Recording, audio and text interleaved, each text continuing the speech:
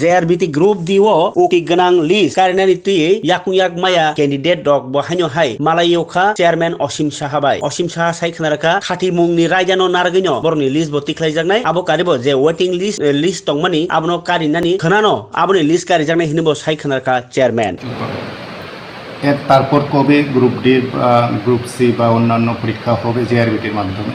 রাজ্য সরকার যেহেতু সিদ্ধান্ত নিয়েছে জেআরবিটিকে রাখবেন, তো আমাদের এই প্রক্রিয়াটা শেষ হলে আমরা রাজ্য সরকারের কাছে আবার অনুরোধ পাঠাবো।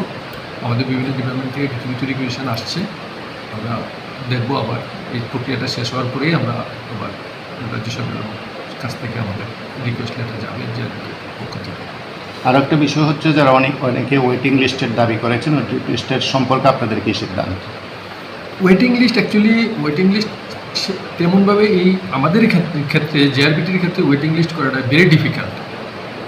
বিভিন্ন কর্নার থেকে এসছে, আমরা রাজ্য সরকারের মতামত চেয়েছি, তবে আমাদের কাছে যা মনে হলো ভেরি ডিফিকাল্ট। কারণ আমরা জেআরবিটি যেমন টিপিএসসি কোথাও কিছু ক্ষেত্রে করে ওয়েটিং লিস্ট রাখে, কিন্তু সেক্ষেত্রে কী হয়, যেমন একটা ডিপার্টমেন্টের 5টা পোস্ট, লেকচারার বা এই এক্সটেনশন অফিসার বা এই ধরনের একটা ডিপার্টমেন্টে থাকে, এরপরে একটা সাধারণত কিছু ক্ষেত্রে রাখি। কিন্তু আমরা এখানে যে জেআরবিটির এখানে সমস্যাটা হচ্ছে কি, আমি যেমন আজকে যে 2500 জন্য আমরা অ্যাডভার্টাইজমেন্ট করেছিলাম, ফিজিক্যালি হ্যান্ডিক্যাপ এবং এক্স সার্ভিসম্যানের যে 63 জন আছে, এই 63 জনকে আমরা চাকরি দিতে পারিনি। মানে টোটাল যে সিট আছে যে প্রায় 150-150-র মধ্যে আমরা 63কে দিতে পারিনি। টোটাল আমরা তাহলে 2437 জনকে দিলাম আমরা চাকরি। 2437 জনকে আমরা রিকমেন্ডেশন করছি, চাকরি দিনে আমরা রিকমেন্ডেশন করছি। আমরা জেআরবিটি আমরা একমাত্র রিকমেন্ডেশনই করতে পারি। আমরা এই 2437 জন ক্যান্ডিডেট যাদের রিকমেন্ডেশন করা হয়েছে, তাদের 37টা ডিপার্টমেন্টে আমরা পাঠাবো।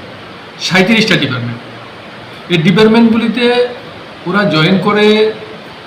কতজন জয়েন করেছে, কতজন জয়েন করেনি, ইত্যাদি অনেক ব্যাপার থাকে। যার ফলে 37টা ডিপার্টমেন্ট, তার ফলে ওনারা আবার ক্যাবিনেট মেমো করায় চেক করে, it is very difficult task. মানে এই জেআরবিটির পক্ষে 37টা ডিপার্টমেন্টের জন্য ওয়েটিং লিস্ট তৈরি রাখা is very difficult task. However ওনারা বিভিন্ন কর্নার থেকে দাবি এসছে, আমরা গভর্নমেন্টের কাছে পাঠিয়েছি, এই গভর্নমেন্টে কী আসে। আর ইন দি মিন টাইম আমাদের যে আমরা চেষ্টা করব যে এর মধ্যেও তো আরও অনেক পোস্ট ক্রিয়েট হয়ে গেছে, আমরা জেআরবিটির চেষ্টা থাকবে যে আরও বেশি পোস্ট জন্য আরও বেশি পোস্ট যে রিকুইজিশন আছে, প্লাস এর মধ্যে যারা আমরা রিকুইজিশন পেয়েছি, এর মধ্যে কিছু আরও বেশি 3-4 বছরে আরও কিছু লোক রিটায়ারমেন্টে গেছে, এইগুলির সঙ্গে একসঙ্গে ক্লাব করে এইগুলির জন্য আমরা অ্যাডভার্টাইজমেন্ট করে আবার বড় আকারের একটা নিয়োগ প্রক্রিয়া শুরু করার চেষ্টা থাকবে আমাদের JRBT.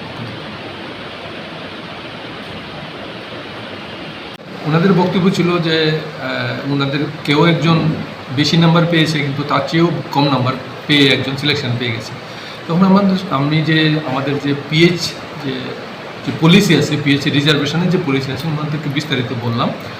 As per pH reservation policy actually 4টা ক্যাটাগরি আমাদের মধ্যে আছে, A, B, C, D বলে। তো এখানে 1% করে 4% রিজার্ভেশন থাকে পিএইচ জন্য, যারা প্রতিবন্ধী বা দিব্যাঙ্গজন যারা আছে। তো সেক্ষেত্রে দেখা যায় এই ক্যাটাগরির কেউ একজন বেশি নাম্বার পেলো, কিন্তু বি ক্যাটাগরি হচ্ছে কম নাম্বার পেয়ে চলে গেলো, বা সি ক্যাটাগরি আরও কম নাম্বার পেয়ে চলে গেলো, সিলেকশন পেয়ে গেলো। সেক্ষেত্রে ওনাদের যে দাবি ছিল, ওনাদেরকে বিস্তারিত আমি বুঝালাম, ওনারা বুঝে গেছেন ব্যাপারটা। অ্যাকচুয়ালি আমাদের যে নিয়ম, আমাদের প্রতিবন্ধীদের রিজার্ভেশনের ক্ষেত্রে যে নিয়ম আছে, নিয়মটা হলো 4% টোটাল সিটের 4% থাকে ওনাদের জন্য রিজার্ভেশন। সোশ্যাল ওয়েলফেয়ার ডিপার্টমেন্ট রাজ্য সরকারের স্বীকৃত একটা পলিসি, এবং এই যে 4% এটাও 4টা ভাগে বিভক্ত থাকে। তারপরে থাকে আমাদের SC, ST, UR যেসব ব্যাপারগুলো আছে এখানে। তো এখানে আমরা যেমন SCদের থেকে একটা প্রশ্ন ছিল যে উনি 42 নাম্বার পেয়ে পাননি, কিন্তু দেখা যাচ্ছে 30 নাম্বার পেয়ে একজন পেয়ে গেছেন।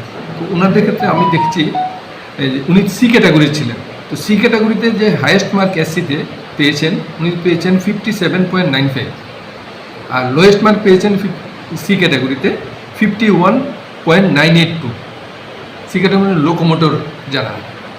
আর ডি ক্যাটাগরিতে যে মার্ক পেয়েছেন SC ক্যাটাগরির একজন, উনি পেয়েছেন 30.834। তো সুতরাং উনি পেয়ে গেছেন, উনি 30 পেয়েছেন, উনি পেয়েও পাননি। তো সি ক্যাটাগরিটা অ্যাকচুয়ালি সি ক্যাটাগরির হলো ডি ক্যাটাগরিটা হলো অটিজম, বেশি যারা হ্যান্ডিক্যাপ থাকে, অটিজম থাকে, ইন্টেলেকচুয়ালি ডিসেবল, লার্নিং ডিজেবল এই ধরনের ক্ষেত্রে ওনাদেরকে ডি ক্যাটাগরিতে হয়। সাধারণত ডি ক্যাটাগরিতে কম নাম্বারে যায়।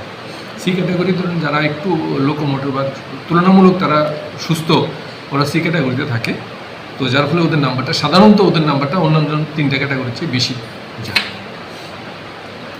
এই আমি ওদেরকে বিস্তারিত বুঝিয়েছি, ওনারা স্যাটিসফাইড হয়ে গেছেন।